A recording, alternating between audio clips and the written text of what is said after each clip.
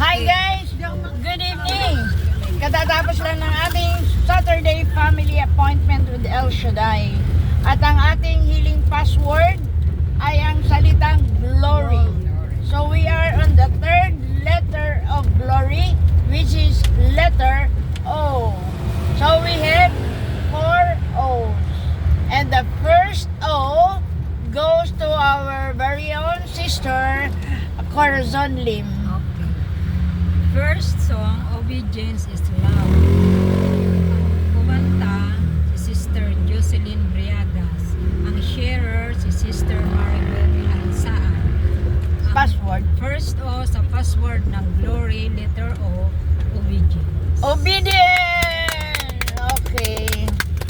And the second O goes to our very own sister, Beth. Wala, hindi makita.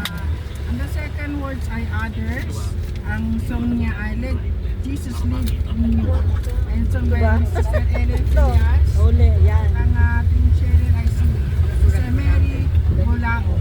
Yes. Obey. And Obey. words ay others. Tapos Others. And number 3, O goes to our very own sister, Sorry. Cory. Yes. Pagpalain. Third O. Third O is song I want to know you more. Sung by Rizaldi San Pedro. Sharer Teresita Cirilo. Yeah, glory to God. And number 4 goes to our sister, Maribel. Pagpalain. Obey. Ang kumanta si Mehan Milano. Wala, no? Cheryl. No name po. Hindi nagpakilala eh. Password. Fourth O. Obey. Yay! At ang ating isinigaw, brothers and sisters, Obey! Obey! Obey! Yes! Hi guys! Very clear. At ang ating preacher kanina ay Sister Rachel na taga Kamsur.